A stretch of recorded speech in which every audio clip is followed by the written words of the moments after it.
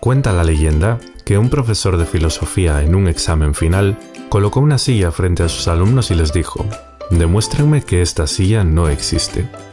La mayoría de los estudiantes improvisaron complejas teorías sobre la realidad y la percepción, pero uno de ellos escribió algo rápidamente y entregó el examen a los pocos segundos. Este estudiante, por cierto, fue el que mayor nota obtuvo. ¿Tienes curiosidad por saber qué respondió? Lo que escribió fue: ¿qué silla? Esta no es más que una anécdota simpática que nos sirve como excusa para hablar de la curiosidad que sentías hace un momento por saber cuál era la respuesta. La curiosidad es algo innato en nosotros. La manifestamos de muchas formas. La curiosidad nos hace pasarnos horas en Facebook fisgoneando fotos de nuestros conocidos, pero también nos lleva a querer adquirir conocimiento sobre el mundo que nos rodea. Los seres humanos de todos los tiempos nos hemos preguntado sobre temas como cuál es el origen del universo o qué significa ser un buen ciudadano.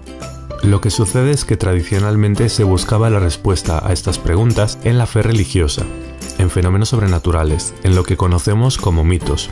Os pongo un ejemplo. Hesíodo creía que podía oír a unas musas que le dictaban la verdad absoluta sobre el origen del universo.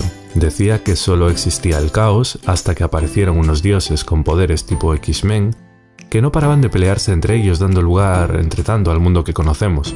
Como veis, no parecen explicaciones muy fiables, pero gran parte de la población las aceptaba y se las creía.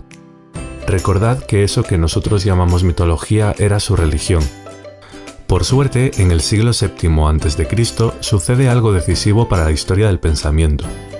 Un grupo de intelectuales fue abandonando las respuestas mitológicas tradicionales. No se conformaban con explicaciones imaginativas sobre dioses, sino que por primera vez investigaron, de forma racional y desacralizada, el origen y naturaleza del mundo. A esto se lo conoce como el paso del mito al logos. Logos en griego significa palabra y razón. Ya sabemos que la filosofía comenzó en el siglo VII a.C. Ahora tenemos que preguntarnos, ¿en qué lugar nació? La filosofía nació en Mileto, Jonia, una colonia griega en Asia Menor. ¿Qué tenía de especial este lugar para que se originara en él el pensamiento filosófico? ¿Fue casualidad o hay algo más? A continuación veremos algunas razones. Primera, tolerancia religiosa. La religión griega carecía de dogmas. No había un grupo de representantes religiosos amenazándote con cortarte la cabeza si decías algo que chocara con las creencias religiosas. Gracias a la tolerancia religiosa hay mucha libertad de pensamiento. Segunda razón. En este lugar y tiempo se producen muchos movimientos migratorios. Vivían en un ambiente cosmopolita, y el conocer a gente con culturas y formas de pensar diferentes les ayuda a ser personas con una mente abierta. Están acostumbrados a oír muchas ideas y puntos de vista. Puede haber ayudado el que en este momento se confeccionaran los primeros mapas.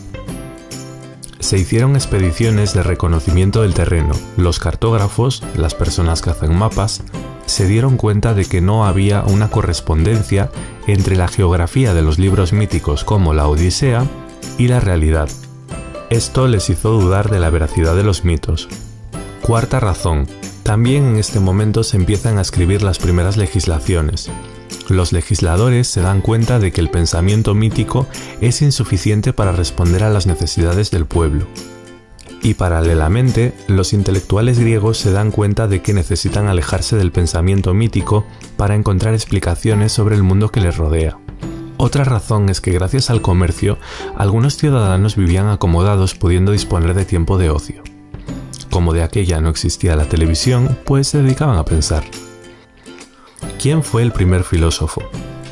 En general, se acepta que el primer filósofo fue Tales de Mileto.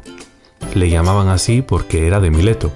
Él es el primer intelectual que intentó explicar el origen del cosmos, el principio del que se compone todo, sin recurrir a mitos, basándose exclusivamente en la naturaleza, inaugurando así la historia de la filosofía y de la ciencia, que al principio fueron lo mismo, aunque en la actualidad cada una tiene su ámbito de estudio propio. Si has asimilado bien este vídeo, tendrías que ser capaz de responder a las siguientes preguntas.